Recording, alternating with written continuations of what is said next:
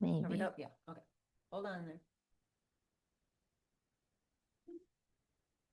Sorry about that, everybody. Oh, that's no problem. At the conclusion of the TAP service, the site report becomes an especially valuable tool for these storage concerns because beyond summarizing best practices and next steps, it does serve as documentation staff can use to advocate for additional funding within their own leadership and their boards. So we try to help them out where we can. Oops. So once storage concerns are addressed, we encourage recipients to take an inventory of the archival materials they do have to help staff and volunteers establish a basic level of organization, which is basically just identifying what materials exist, where they are, and documenting that so it can be easily shared.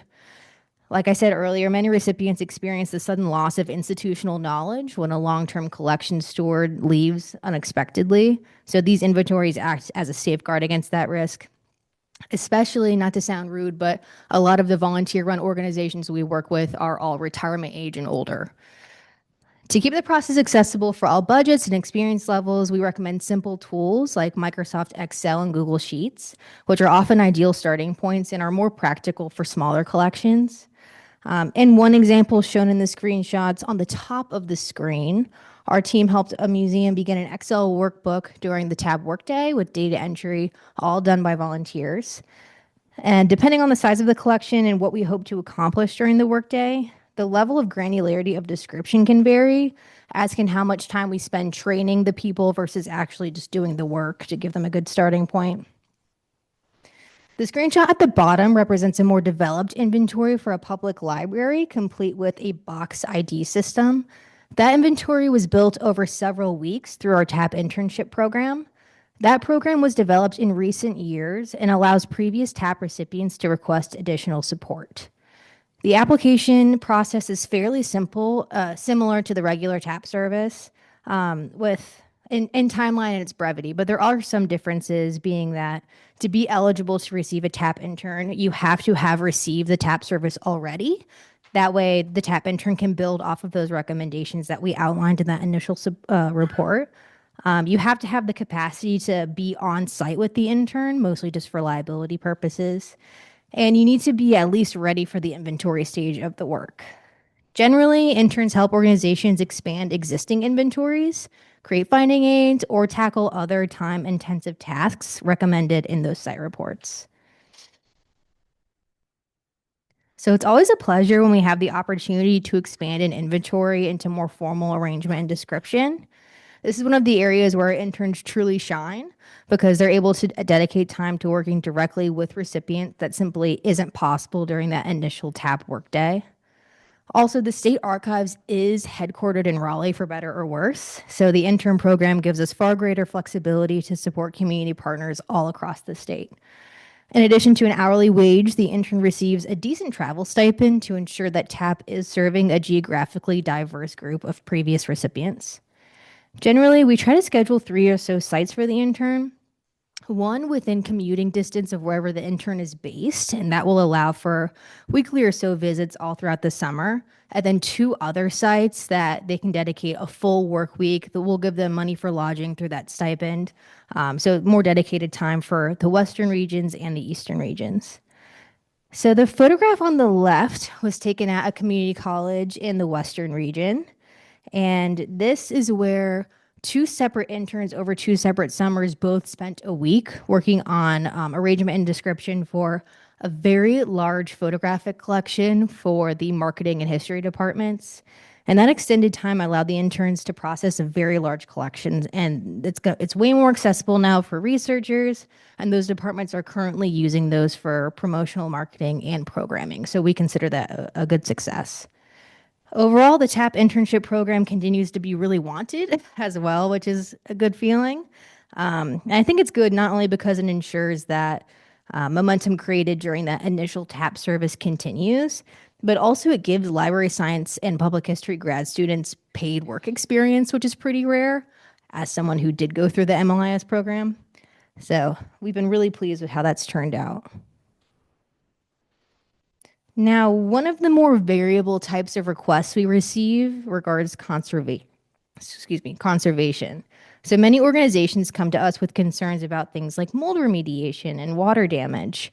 Fortunately, my supervisor, Adrian Burney, also coordinates CREST, and that workshop is starting at 10 if you want to go see some in action. So she's able to provide really great expert advice for these recipients. Depending on how serious the conservation is or the conservation issue is, we can usually at least provide a low cost demonstration of a possible solution. For example, the photograph on the left shows that at a public library, there were these maps and oversized documents that were really tightly rolled together. So, with Adrian's research and expert skills, we kind of created this humidity chamber of sorts. So, if you see, there's that big garbage can in the back.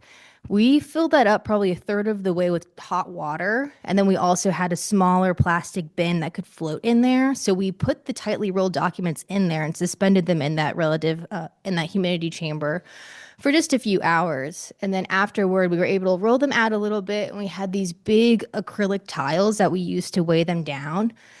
And ideally, this would happen in a longer period of time than just the afternoon that they were able to devote to that. But hopefully, it at least gave the public librarians there some confidence to keep doing that themselves and to continue that archival work. And the photo on the right isn't really a conservation issue. It's something that we found where I guess sunlight had imprinted this photo onto the back of its front cover. It's just for visual intrigue, I guess. Finally, one of the most common requests we hear from applicants is, we want everything online. That sounds so great, and I wish that we can make that happen. But full-scale digitizing is not a service that TAP provides. We help recipients identify which parts of their collection should be prioritized for digitizing, often based on conservation concerns, research value, or frequent use. For smaller organizations, it could be feasible for them to complete some scanning in-house, just uploading to a Google Drive or Flickr for better research access. And we will also refer to some vendors for more complicated needs like digitizing legacy media and things like that. But we try to guide them through the process of gathering the metadata they'll need if they choose to work with services like Digital NC, which has clearly become a great partner organization for TAP. But that's really kind of out of our hands, and that's why we're so grateful for Kristen and her team. But overall, I just want to emphasize that the Traveling Archivist program's goal is not to create a state-of-the-art archives overnight, but to kind of solidify these foundational concepts and equip recipients with some groundwork tools to help them move toward their goals themselves. And oftentimes that just means starting small and laying that good groundwork for growth for years to come. But with that, I'll hand it over to Kristen. Okay, thank you, Danny. All right. So I am Kristen Merryman. I'm the head of the North Carolina Digital Heritage Center. People often know us as Digital NC. That's our website. And as Danny said, we are the digitization people in North Carolina. So I'm going to talk a little bit about how we operate and who we are, and then I'm going to kind of bring it full circle into how our two organizations really complement each other into providing kind of a full suite of archival services to the organizations around North Carolina. So for those of you who don't know who we are, we began the North Carolina Digital Heritage Center started in 2010. So we've been around for 16 years now. We are located in Wilson Library Special Collections at UNC Chapel Hill, but we are a partnership between the State Library of North Carolina and UNC. And we came to be because of a survey that happened in the early 2000s called NC Echo that went around and kind of visited all the cultural heritage organizations across North Carolina and came up with some like crazy number, like 900. And they were going around to all of them and figuring out like, what are your needs? And a big thing that people were asking was, we would like, at the time it wasn't everything, but like digitization was starting to be a thing. And folks had a real interest in digitization. And a decision was made by the state librarian at the time that rather than just give all these little kind of micro grants to these organizations, and maybe you could buy them like a flatbed scanner, let's centralize that information, centralize that knowledge, centralize that money, and then you can buy a bunch of really big, expensive scanners and centralize that expertise. And then these organizations can continue to do the work that they kind of are good at. And someone, the folks here, can do that work of digitization. So that's who we are, how we work. We are funded primarily through LSTA funds that are given by IMLS to the state library, and then they are funneled to us through a yearly grant. So for better or worse, that's how we exist. And I'll talk about, if you have questions about the funding, we can talk about that later. But I always like to give a shout out to my staff who are all lined up back there at the back. And then, except for our programmer, who's the real magician behind how we work, Stephanie. She's not here, but the rest of us are. So right now, it's me, our programmer, Stephanie, Ashley, who coordinates our digitization, John, who works for us full-time digitizing, and then right now we have 3 grad assistants. We did have 5, but 2 graduated. So we hope to be back up to 5 by August. So we have a pretty good staff doing this work every day. We work with people all over North Carolina. So kind of like TAP, we focus on a variety of institutions. We work with UNC Charlotte. We work with Duke. We work with App. And then we also work with like the CMEPS Alumni Association, which is a small alumni association from a historically Black school in Pitt County, or a group of firefighters in Greensboro who have started their own history society documenting the history of the Greensboro Fire Department, the Girl Scouts, a Girl Scout Council in North Carolina. So it's all over the map. But we don't have any sort of application process. Here's a little more about our partner demographic. So it's really all over the board. We don't have any like parameters. The only parameters there are you have to be in North Carolina, and the stuff we digitize for you has to be about North Carolina. And so it makes us have a very eclectic collection on Digital NC. So these are our services. So we scan, obviously scanning, that's a big thing. And then providing access, which for a lot of folks nowadays, scanners have gotten cheaper. People do know how to do scanning. You know, they'll come in and they'll be like, well, we can scan these things. And so often folks will just send us the files, because the real trick often is that access portion, that having a place to put the files, to keep the files, to move the files forward. And so we nowadays often are taking in a lot of already digitized materials by that organization and hosting them for them. We do promotion, and then we do a lot of consulting. And one of the things of our consulting is that we try to know what's happening around the state at different organizations. Who's using what content management system? Who has what scanners? Who does the work like TAP? And so a lot of it is people come to us because we're the statewide organization. They know, we're the people they know. And so then they ask us questions, and then we try to point them in the right direction for if it's something we don't do. So everything goes on our website, Digital NC. Everything on our site is publicly accessible. That's another, if you want us to scan it, you have to be okay with it going online, freely available to the public. So how we do the work. So we don't have, I was saying, we don't have any application process. Folks just email us. And then I say, let's talk about it. Nowadays, people just, it's word of mouth. People find us online, or someone tells them you should contact Digital NC. So they shoot us an email, or, I have a partner will say, you need to talk to this person from this organization. I referred them to you. So that's how it works with us. It's very easy, no application process. It's just me and Ashley looking at a schedule and figuring out when we can start working on a project. And then we have our partners prepare a batch, which could be a box of correspondence, 5 scrapbooks, a volume of newspapers, 250 photographs that they've picked out. It really depends. We kind of have, depending on the format, will depend on how much we'll take.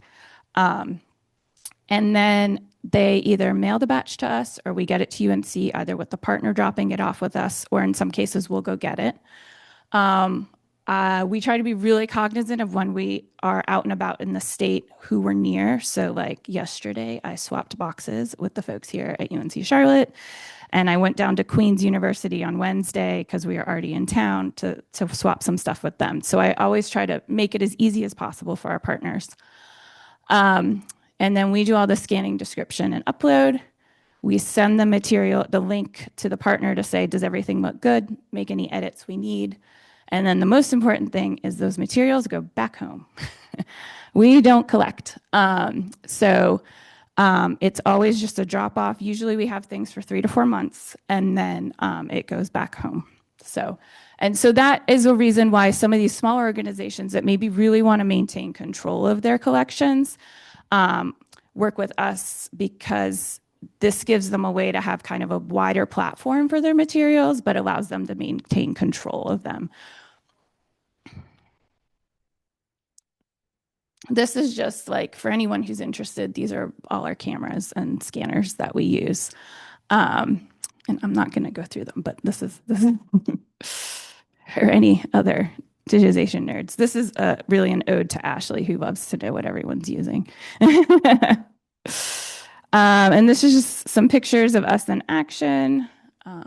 So we can do really, really big size stuff, which is not very many places in the state can do really large format. So for some bigger organizations, that's usually what we're doing for them. We'll do 3D objects. This is some of our phase 1s in action. We do a lot of newspapers. We just hit 5 million pages of North Carolina newspapers on our site, which is a really exciting milestone. And it's the biggest collection of freely available newspapers, historic newspapers in the Southeast. New York State is still beating us on the nationwide scale. And like I said, it all goes up on our site. And then every county has its own page. We have something from all 100 counties. We have a partner in all 100 counties now. So each county gets its own page, and each partner also has its own page. So they have their own kind of landing site here that they can link to directly. So the Traveling Archivist program is a great way that we can get partners. Often they'll work with someone and then they get the question of, okay, what we really want to do is digitize everything. And they're really good about setting expectations before they send them our way, that we're not going to digitize everything, but we can start working on projects. And so I just wanted to give an example of kind of the diversity of materials we've done for folks through the program. So for Pequenens County Restoration Association, we did a bunch of correspondence. We've done some really amazing photos from Catawba County. For community colleges, which have been a common partner that we've gotten through TAP, we do all sorts of things, but often it's a lot of kind of just the administrative documents for the university, or for the community college, which is something that they also are required to keep. So we've done like a lot of board of trustee minutes and that sort of thing for them. So Roanoke Tawan was one of the ones we worked with. And then an example of a smaller group, this is Springfield Friends Meeting, which is a Friends organization, and this is their like kind of historical organization. We did several scrapbooks for them. And so just kind of the different types of stuff that we see. But again, things we don't do processing and description. We don't do object preservation or conservation. We don't consult on supplies you might need or assist with collecting decisions. And so that's why TAP is great, because sometimes people come to us first and say, and they might come to us and we don't really know the extent of their collections because they might come to us because they have yearbooks, which we do a lot of. And so all I know about their collection is they have a set of yearbooks. And those are easy for us to go ahead and say, yeah, we can digitize those. But then, they've gotten to know us and they're like, oh, I also have all this other stuff and we'd love to get it all digitized. And maybe I'm there on a visit, like dropping the yearbooks back off. And so they bring me into a room, or they talk to me in the parking lot and they pull up a picture of a storage room or something like that. And I'm like, oh, well, I think before we get started on that, I think you should talk to our friends at the State Archives, because often there's a conversation that we try to start and then they're really good at continuing, which is, before you digitize things, you really should have like some sense of what you have in the space. And so like the yearbooks that were up on the shelf, those were easy to know that they had. But I can't just have you bring in a drawer of a mixed material because it's going to be hard for us to describe. And then hopefully you will get it organized, and then it's going to be harder for you to like connect these materials. And so that's often how we are then sending folks over to them. So since 2020, we've referred 6 of our existing partners over to TAP. And we always, every year, we send out the TAP application to all our partners and remind them that this resource is available to them. But I'm going to give 2 weeks ago, was it 2 weeks ago? 2 weeks ago, I had a partner in the eastern part of this. It wasn't a partner yet, but it was someone who reached out to us and said, we'd love to talk about digitizing some materials we referred to from another partner. And I was like, great, let's talk. And they were like, can we do it on Zoom? We want to show you what we have. And I said, okay, yeah, let's do it. And so we got on the call and they had and this might be a familiar story. It's definitely a familiar story to us. They had the laptop and we're just pointing it behind them and being like, do you see this room? All this has to move because we're doing renovations. And we also just want to we just want to digitize it all. And I said, I literally, I think went like this on Zoom. I went, hold on. We have to back up. And I said, we can talk about digitization, but first I need you to talk to the folks at the State Archives. And so I emailed Adrian and she was like, let me pull in Danny. And so Danny's going next week and on Tuesday to go talk to that organization and get them started with their process. So this is a constant thing. So it's amazing to have like this connection that I know I can just send them to TAP and really like make that connection, make sure folks are getting the right resources here in North Carolina to get their collections in a little bit better organization. And then hopefully we can work with them to digitize it. So I think we're lucky here in North Carolina to have organizations like this that have a statewide reach. Because between the two organizations, we're able to have a pretty good concept of like what's happening in different places in the state. And that's it. Any questions?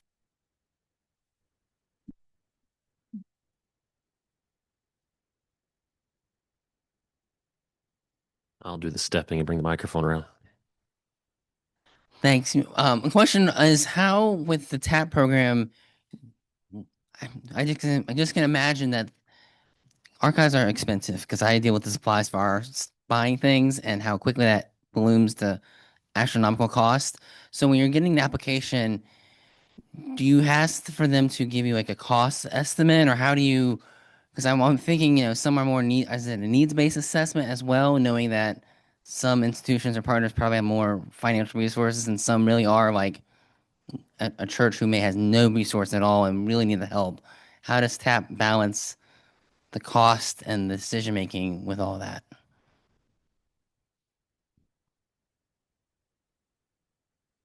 Yeah, thank you. Part of the application, we rarely deny people, but part of the application is because we do want to know what the funding looks like. So for some community colleges, they might be able to siphon off some of their library budget to just go directly to the archives. In that case, we might not give basic preservation supplies. We might focus on conservation supplies for like an especially scary record or something like that. Someplace that is completely volunteer run, has no funding. That's when we think, okay, let's get some asset indicating pens. We'll get you a relative humidity monitor, some of those basic things that they might not be able to purchase on their own that'll go a long way. So that's when we kind of have like the boxes, the folders for them versus recommendations for future purchasing for like more funded organizations. But we only have $500 per recipient to spend. And that's mostly, yes, there is a cap. And it's a one-time only kind of thing. Unless you have an emergency where Crest needs to get mobilized, it's a cap. But hopefully with the funding situation, that'll change soon, but we are federal.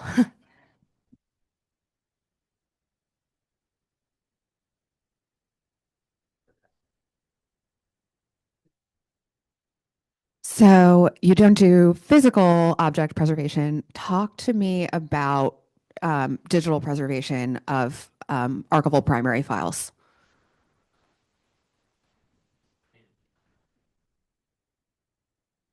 Yeah, that's a good question. So the party line is that we digitize for access, not preservation. But behind the scenes, we back everything up. And so because the benefit of being at UNC Chapel Hill is that we have the infrastructure of the library behind us. And so Stephanie, who is our programmer, actually technically works for like the library technology team. She's part of that team. And so we back up everything into like a gray storage server. And then for our newspapers, we back all those up into AWS, as well as have them in a bunch of physical hard drives. We have multiple copies of the newspapers, but so that is how we take care of the files. When we started that, which was before I worked there, but when Digital NC started, the plan was they would not keep the files with the thought that the files would just go to the partners and they would keep up with them. And it was figured out very quickly that wasn't going to be a good plan. Sometimes partners ask us for their files and they get anything that partners want, we give copies of. We don't have a lot of partners who want the copies, which makes a lot of sense. So we take care of that for them. So yeah, we do back everything up, but we don't make promises around that fact. Mm-hmm.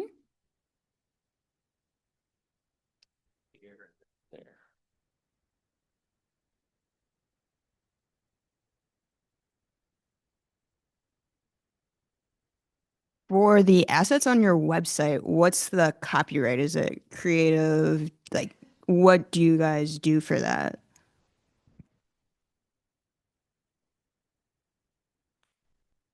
So we have all sorts of copyright statements on our website.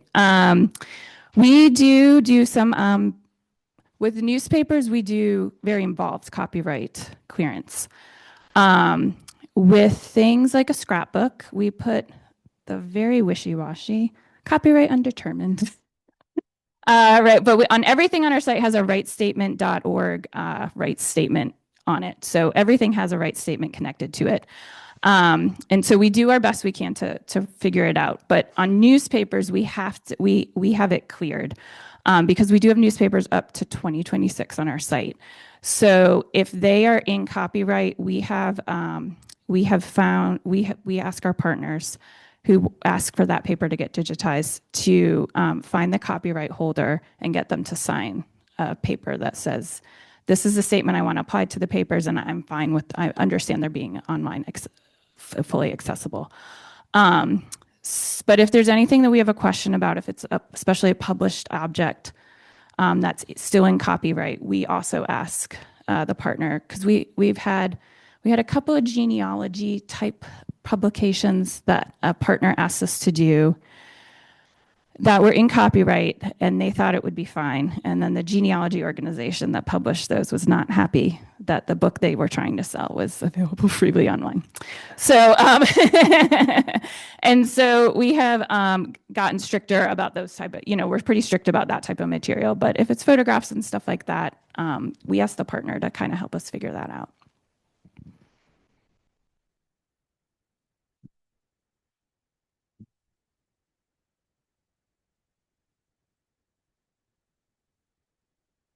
Hi, mine is a little more informal. One, I kneel at the altar of Digital NC. I'm a huge fan, so snaps from NC. I use you every day. I've like done a cool like family history thing by searching my family's name and have presented at our freaking family reunion. So that was really cool. So my question is more about an informal of if you do more informal consultation associated with like just talk and shop about scanners and the tech that you use for large projects. Because we're having issue. I'm at Davidson College and we hate our scanner. So just being able to talk freely with someone, is that something we can contact you about? Awesome, great, thank you so much. Go Digital NC.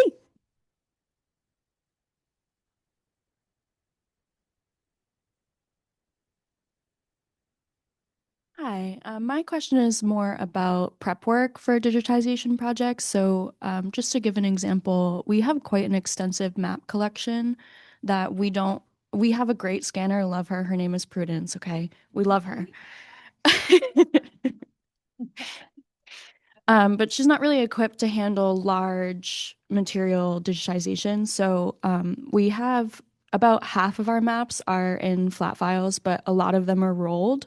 So I'm just curious, would that be, if that was something that we wanted to reach out to you guys about, is that like, do we need to unroll them because we don't really have the time and manpower to do that? Or is that something that you guys would be willing to take on?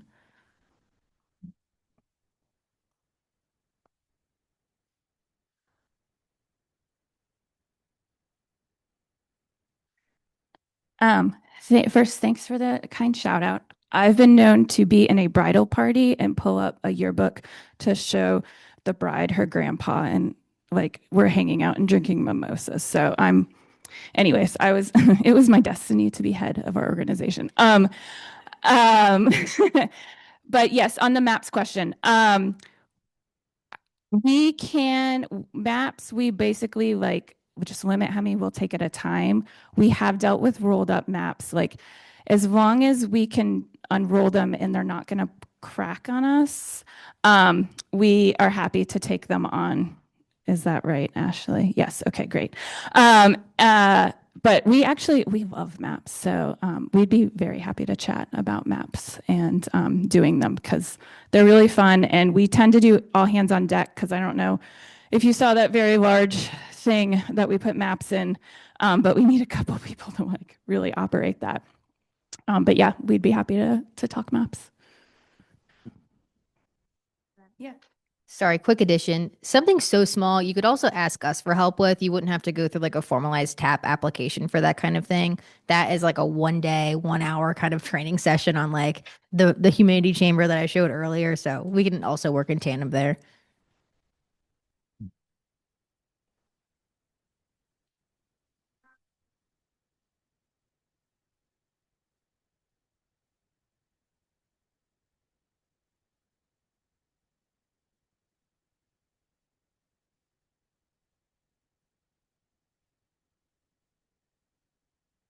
What if I have a 30-foot by 20-foot map?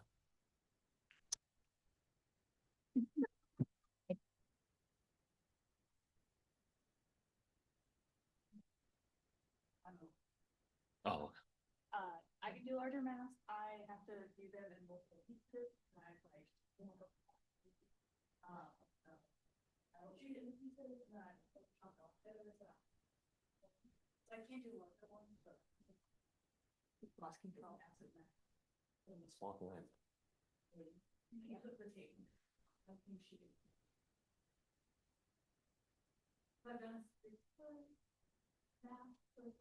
The map, the lake, yeah. Yeah, it was really large. All right, we have time for one more, and then we can peacefully corner our presenters afterwards. This is for Kristen. How do you handle if you're scanning and you encounter like sensitive information or like stuff that's under confidentiality laws? Like, what does that look like and how do y'all handle that? It's almost like there was a presentation on that yesterday.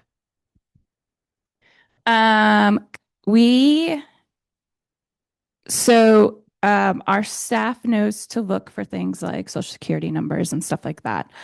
And then we also have had instances where we have photographs that depict death. Like, 'cause I talked about working with some we actually have worked with a couple firefighter groups. They really, really love their history.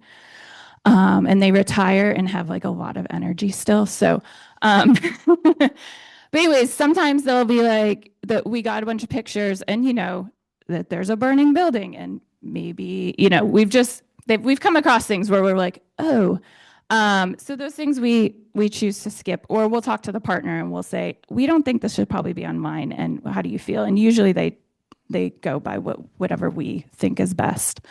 But yeah, for personal information, that sort of thing, we always know to be looking out for it. If it's just a little bit, we have ways we can redact it. But if it's going to be a lot, we just won't put the materials up online. All right, so you're welcome to speak with our presenters afterwards, but we're going to go ahead and wrap up so we can give time between the workshops for you guys to get some coffee and for our workshop presenters to set up. So please join me in thanking our presenters again.